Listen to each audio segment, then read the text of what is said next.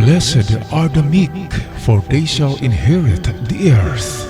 Matthew chapter 5 verse 5. Hello mga katiyats all over the Philippines, Luzon, Visayas at Mindanao.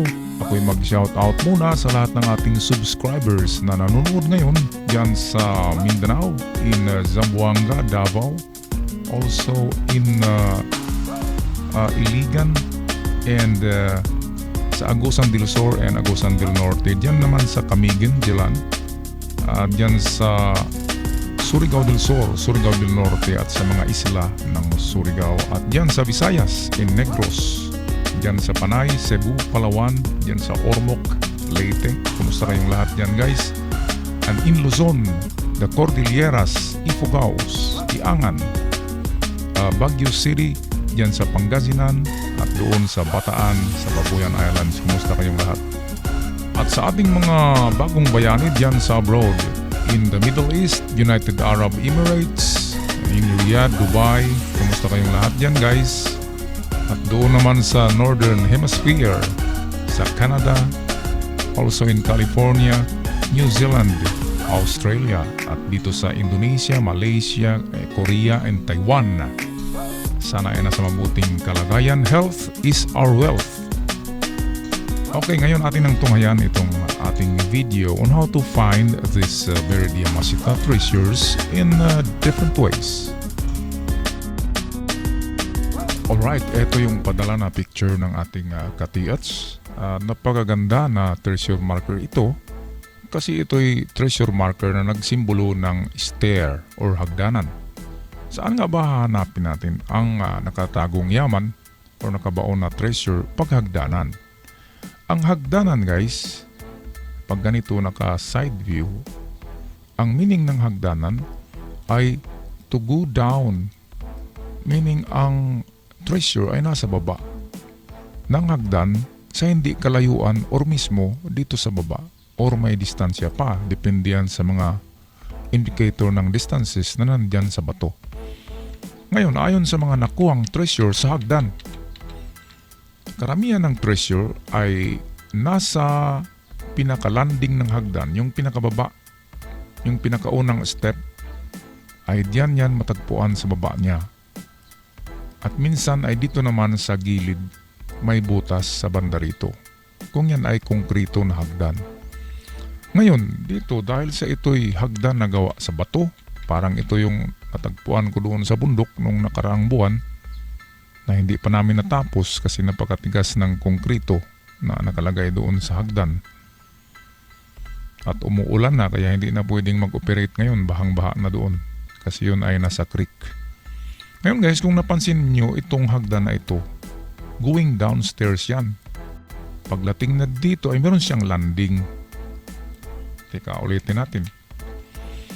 Dito merong hagdan din dito, dalawang step lang yan, pero itong isa dito ay itong elaborate ito na maganda na hagdan. Tatlong steps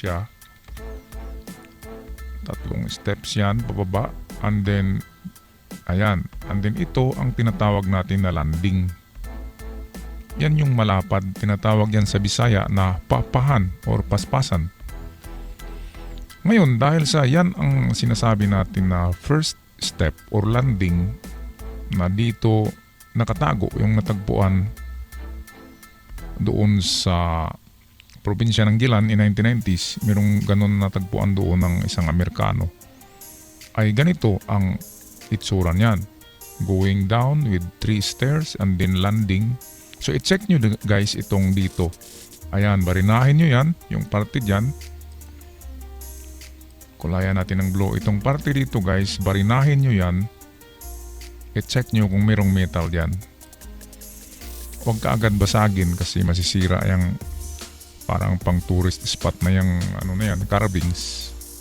Kaya barina lang, 3 butas. Tingnan kung mayroong tatamaan na metal. Or dalhin nyo yung metal detector nyo at i-detect nyo yung mga landings dyan sa hagdan. So yan ang unang unang prospect natin, itong landing dito. So ito yung una, and then hanap tayo sa pangalawa.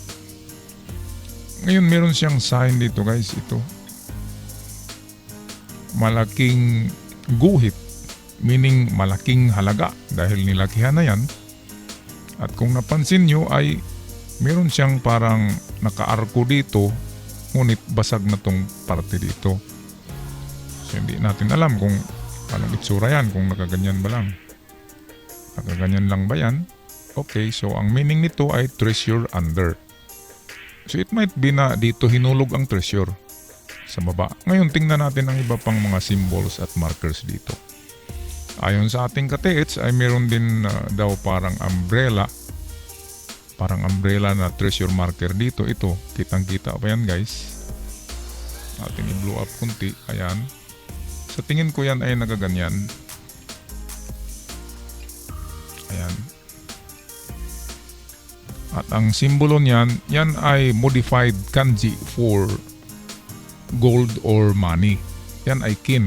Ganito ang itsura niyan. Kung isulat talaga sa eksakto, ay ganyan yan. Ganyan. Yan ang symbol for money or kin. Kaya lang modified para hindi mahalata. Binago nila. Ito'y nagpahiwatig na meron talagang treasure dyan. So saan ba yan pupunta? Ito ang tingnan natin itong mahabang linya niya guys. Ito. Saan nga ba yan nakapunta? Pwedeng paitaas yan at pwede rin yan na siya ay pababa. Okay, so ito. Ngayon ang tingnan natin ay yung kanyang matulis. Ang tulis niya ay nandito. Ngayon ang tinuro niya ay dito pa rin. Kaya dalawa ng marker ang nagtuturo. Nandyan. Ito ay yung una. That is treasure under. At itong malaki na guhit dito, meaning malaking item at malalim. Kaya ang problema natin dyan ay water traps. Alright so guys, so ito, dito muna tayo sa square. Ang square ay nag-symbolizes din yan ng treasure in the box. At treasure under or treasure on the spot. Kaya kung treasure under dito or treasure on the spot, lahat yan, that is the spot, ay nandyan lamang ang item. Ngayon, paano ba natin yan malaman? Okay, merong guhit dito guys. Ito'y gawa ng tao. Ayan, ay itest nyo rin ito kasi ito ay landing. Kung bababa ka galing dito, yan ang pinaka-landing niya. At itest nyo dito, barinahin nyo yan. Or metal detector ang gagamitin para ma-detect kung itong parte dito sa landing na ito ay merong metal na napalaman sa loob. Kasi kung nandito yun ay talagang mahirapan tayo. Yan ay natural water trap at napakahirap na niyan kunin. Kahit makita nyo pa ay lulubog ng lulubog yung gold pag ating hinuhukay yan dyan sa dito sa tubig. At kung napansin nyo guys itong dito, mga tuldok-tuldok, ang maraming bilog na tuldok, yan ay indicator yan na there is money or treasure in that site or below. Kaya i-check nyo rin itong mga sign dito, hindi ko na maklaro ito guys. Baka ito ay treasure under sign yung nakaganyan. Parang smiley na malaki, pwedeng dyan rin sa baba niya. Okay, so we have now we have now three prospects. Ito yung pangalawa. Ito yung una. At meron tayong pangatlo, itong banda rito guys, yung maraming butas. I-check nyo yan. Kasi yan sa tingin ko ay treasure under. Kaya lang kung treasure under yan, ay tubig na naman dito. Kaya napakahirap. I-check nyo rin. Kasi itong linya dito, ito, kung hindi siya nakapoint dito, ay doon siya nakapoint. Kaya ito ang tinuturo niya. I-check nyo muna sa likod niyan. Kumuha kayo ng metal detector at sa likod ng bato or even dito sa front ng bato, baka merong metal na napaloob dyan sa bato. Treasure enclosed in the rock ang tawag niyan. Kasi pag dito na guys sa tubig, ay wag na kayong mag-aksaya ng panahon sa tubig. Ang metal detector even scanner ay magkakamali yan sa tubig kasi ang tubig ay nag-diffract yan. Diffraction of light, diffraction of signal. Yung signal ay maitapon niya sa ibang angle kaya magkamali ang itong metal detector pag mayroong tubig. Kaya pag sa tubig, pabayaan na lang natin yan para sa isda na yan. Yan ang hati. Sabi nga sa Bible, what is Caesar's belong to Caesar's, and what is God belong to God. Kaya kung sa tubig na yan ay sa mga elemento na sa tubig yan, pabayaan na lang yan dyan. Pero kung sa lupa yan, yan ay sa atin. Di ba guys? At hindi na natin patataasin pa ang ating pag-decode niyan guys. At ako'y magbigay na lang sa inyo ng itong encouragement na in greater risk, there is a greater rewards.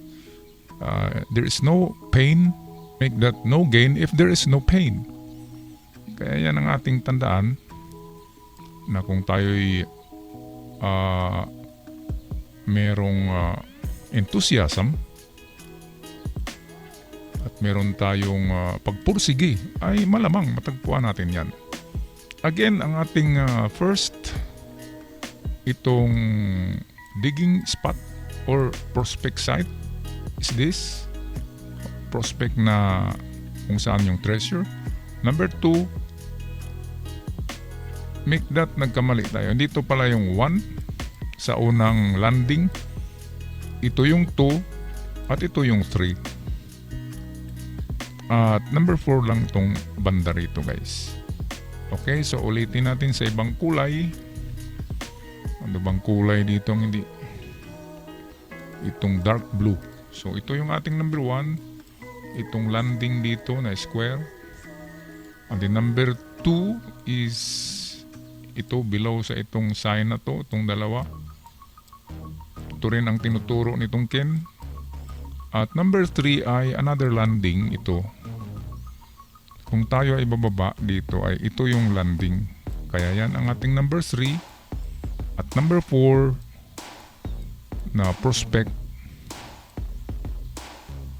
na mga bato dyan ay ito. Itong maraming mga butas. Okay, so ako'y magpaalam na guys. Maraming salamat sa inyong panonood at pagtangkilik. Please subscribe the channel for more videos. Thank you so much. Don't stop chasing for your golden dreams. Ciao for now.